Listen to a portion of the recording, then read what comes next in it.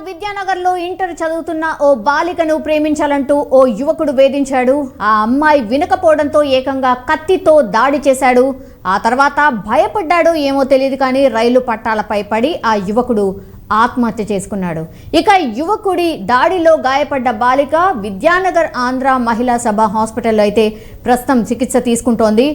ఆమెకు ఎలాంటి ప్రాణాపాయం లేదని కూడా డాక్టర్లు అంటున్నారు. గత కొంతకాలంగా ప్రేమ పేరుతో వేధిస్తున్నట్టు ఆమె బంధువులు కూడా చెప్తున్నారు. పూర్తి ఇన్ఫర్మేషన్ తెలుసుకునే ప్రయత్నం చేద్దాం. స్పెషల్ కరెస్పాండెంట్ రాఘవ జాయిన్ అవుతున్నారు. రాఘవ, ఈ కేసులో ఏం జరిగింది? మైనర్ బాలికను ప్రేమించాలని చెప్పేసి వెంటపడుతూ నిన్న కత్తితో దాడి చేసినటువంటి ఘటన అంబర్పేటలో చోటు చేసుకుంది.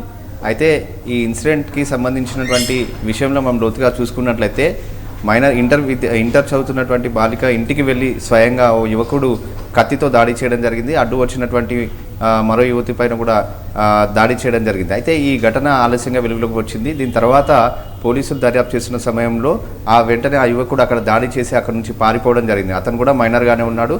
అయితే అక్కడ నుంచి పారిపోయినటువంటి యువకుడు ఈరోజు తెల్లవారుజామున రైల్వే పట్టాలపైన ఆత్మహత్యకు పాల్పడడం జరిగింది.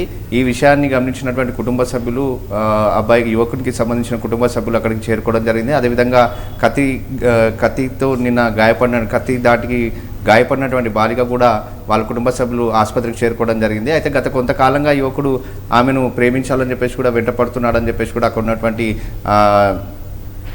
బాలికకు సంబంధించినటువంటి స్నేహితులు కుటుంబ సభ్యులతో చెప్పడం జరిగింది. దీనిపైన ఎన్నిసార్లు చెప్పినప్పటికీ కూడా ఆ యువకుడు వినకుండా ఆమె పైన ప్రేమించాలని చెప్పేసి ఒత్తిడి తీసుకురావడం, అదేవిధంగా ఆమె చెప్పినప్పటికీ వినకపోవడంతోనే ఈ దాడి చేసినట్లు కూడా పోలీసులు అదేవిధంగా కుటుంబ సభ్యులు కూడా నిర్ధారణకు రావడం జరిగింది.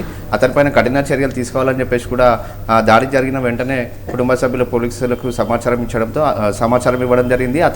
యువకుడి కోసం పోలీసులు గాలిస్తున్న సమయంలోనే ఈరోజు తెల్లవారుజామున రైల్వే పట్టాలపైన అతనికి సంబంధించిన మృతదేహం దొరకడం జరిగింది. అయితే పోలీసులు వెతుకుతున్నారు. అదేవిధంగా దాడి చేయడం జరిగింది. ఎట్టి పరిస్థితుల్లో నాకు శిక్ష పడుతుందని చెప్పేసి కూడా భావించి భయపడినటువంటి యువకుడు ఈరోజు రైల్వే పట్టాలపైన ఆత్మహత్యకు పాల్పడినటువంటి ఘటన వెలుగులోకి వచ్చింది. సో మొత్తంగా కూడా ప్రేమించాలని చెప్పేసి కూడా వెంటపడుతున్నటువంటి యువకులు, అంటే ఇద్దరు కూడా మైనర్లే. అసలు వీళ్ళకు బయట ప్రపంచం ఏ విధంగా ఉంటుందనేది కూడా పూర్తి స్థాయిలో తెలియదు. అసలు ప్రేమ అంటే కూడా తెలియదు. కానీ ఇలాంటి సమయంలో వాళ్ళు ప్రేమించాలని చెప్పేసి కూడా వెంటపడడం, అదేవిధంగా నిరాకరించడంతో ఈ విధంగా ఆత్మహత్యకు పాల్పడడం లేకపోతే హత్యలు చేయడం అనేది కూడా గత కొన్ని కేసులలో కూడా మనం చూడడం జరిగింది. అయితే ఇలాంటి వారి పట్ల కుటుంబ సభ్యులు పిల్లలకు కొంచెం అవేర్నెస్ కల్పించాలి. అదేవిధంగా పోలీసులు కానీ అదేవిధంగా మిగతా వాళ్ళందరూ కూడా దీనిపైన ఒక అవగాహన కార్యక్రమాలు ఏర్పాటు చేయాలని చెప్పేసి కూడా దీనిపైన ఒక సమావేశం ఏర్పాటు చేసుకోవాలి. స్కూల్లో కానీ కాలేజీలలో కానీ అదేవిధంగా మిగతా చోట్ల ఎక్కడైతే అవకాశం ఉంటుందో ఆ ప్లేస్లలో కూడా అసలు ఈ మైనర్ బాలికలు కానీ మైనర్ యువకులు కానీ ఎవరైతే ఉన్నారో వాళ్ళకు పూర్తి స్థాయిలో అవగాహన కల్పించాలి. ఎందుకంటే వీళ్ళు క్షణికావేశంలో తీసుకున్నటువంటి నిర్ణయం వల్ల చాలామంది ప్రాణాలు కోల్పోయే అవకాశం ఉంది. అదే కాకుండా కోల్పోతున్నటువంటి పరిస్థితులు కూడా మనం చాలా చూస్తున్నాము. సో కుటుంబ సభ్యులకు వాళ్ళందరినీ కూడా శోక సముద్రంలో ముంచుతున్నటువంటి పరిస్థితిని మనం కూడా చాలాసార్లు చూసాం. కాబట్టి ఇలాంటి ఇన్సిడెంట్లు జరగకుండా ఉండేందుకు చర్యలు తీసుకోవాలని చెప్పేసి కూడా కుటుంబ సభ్యులే కాకుండా అక్కడ ఉన్నటువంటి వాళ్ళు అందరూ కూడా సీనియర్ సిటిజన్స్ అందరూ కూడా చెప్తున్నటువంటి పరిస్థితిని మనం చూస్తున్నాం. మొత్తంగా కూడా యువకుడు ఆత్మహత్య చేసుకోవడం జరిగింది. మరోవైపు బాలిక ప్రస్తుతం ఆసుపత్రిలో చికిత్స పొంది ఎలాంటి ప్రాణాపాయం అయితే లేదు అని చెప్పేసి వైద్యులు చెప్పడంతో ప్రస్తుతం ఆ కుటుంబ సభ్యులు ఊపిరి పీల్చుకున్నటువంటి పరిస్థితిని మనం ఇక్కడ చూస్తున్నాం. సౌమ్య, జనరల్లీ అయితే అంటే ఆమె బంధువులు చెప్తున్నట్టుగా ఆల్రెడీ వేధిస్తున్నాడన్న మాట చెప్పారు కాబట్టి కౌన్సిలింగ్ ఏమన్నా చేపించారా రాఘవ? అట్లాంటి ఇన్ఫర్మేషన్ ఏమన్నా అంతుందా? అంటే అబ్బాయికి సంబంధించిన పేరెంట్స్కి అసలు ఈ ఇష్యూ తెలుసా? ముందు ఈ విషయం తెలియదని చెప్పేసి కూడా వాళ్ళు చెప్తున్నారు. అమ్మాయికి సంబంధించినటువంటి వాళ్ళ ఫ్రెండ్స్ని ఆమెతో క్లోజ్గా ఉండేటువంటి వాళ్ళను అడిగి తెలుసుకున్నప్పుడు వాళ్ళ కుటుంబ సభ్యులకు ఈ విషయం తెలియజేయడం జరిగిందని చెప్పేసి కూడా మనకు సమాచారం తెలుస్తుంది.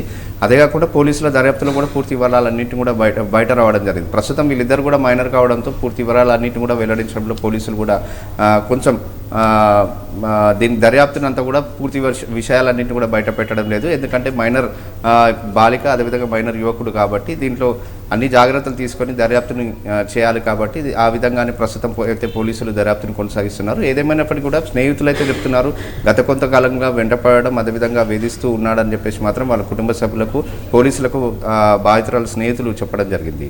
సో ఇద్దరికి ఇప్పుడు కత్తిపోట్లు ఇద్దరికి అయ్యాయి, ఇద్దరు బాలికలకి అయ్యాయి. సో ఇద్దరు సేఫ్ గానే ఉన్నారా?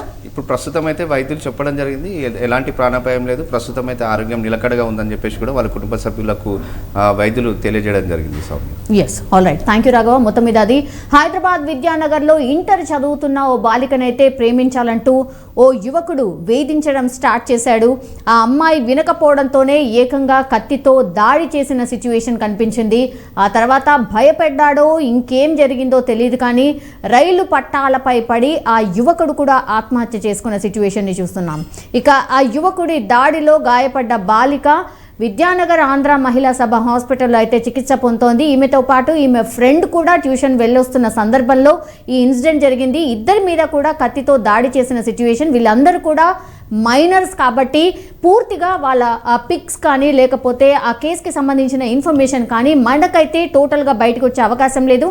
అండ్ కేసుకి సంబంధించిన డీటెయిల్స్ కూడా క్లుప్తంగా మీడియా సమావేశం పెట్టి పోలీసులు కూడా వివరించే అవకాశం లేదు, ఎందుకంటే పూర్తిగా వీళ్ళందరూ మైనర్స్ కాబట్టి. ప్రస్తుతం అయితే ఇద్దరు బాలికలకైతే ట్రీట్మెంట్ కొనసాగుతోంది. అండ్ బై గాడ్స్ గ్రేస్ ప్రాణాపాయం అయితే ఏమీ లేదు అని డాక్టర్లు అయితే అంటున్నారు. గత కొంతకాలంగా అయితే ప్రేమ పేరుతో వేధిస్తున్నట్టు ఆమె బంధువులు అయితే చెప్తున్న పరిస్థితి ఈ కేసులో స్పష్టంగా చూస్తున్నాం. కానీ మైనర్స్ ఇట్లాంటి ఇన్సిడెంట్లో ఇరుక్కోవడం ఆర్ ఇలా చేయడం అనేది నిజంగా పేరెంట్స్కి అయితే చాలా పెద్ద ఒక రకంగా అయితే ఒక టెన్షన్ క్రియేట్ చేస్తోంది. ఇట్లా ఇంత చిన్న వయసులో ఇట్లా ఎందుకు ఆలోచిస్తున్నారు, ఇంత భయంకరమైన డిసిషన్స్ ఎందుకు తీసుకుంటున్నారు అనేది మాత్రం డెఫినెట్లీ ఇది అందరిలో ఉన్నటువంటి క్వశ్చన్. కంపల్సరీ కాలేజ్లలో వీళ్ళకి కౌన్సిలింగ్ చేయాల్సిందే అని ఎప్పటి నుంచో మాట్లాడుతున్నాం. అగైన్ ఇట్లాంటి ఇన్సిడెంట్స్ వచ్చినప్పుడల్లా కూడా మాట్లాడే సిచ్యువేషన్ మనకు వస్తుంది. కాబట్టి ఈసారి నుంచైనా ఆర్ ఇప్పటి నుంచైనా కొంత ఇనిషియేషన్ తీసుకొని గవర్నమెంట్ కూడా అన్ని కాలేజెస్ అండ్ స్కూల్స్లో ఇట్లాంటి కౌన్సిలింగ్కి సంబంధించిన ఏర్పాట్లు చేయాల్సిన అవసరం అయితే డెఫినెట్లీ కనిపిస్తోంది.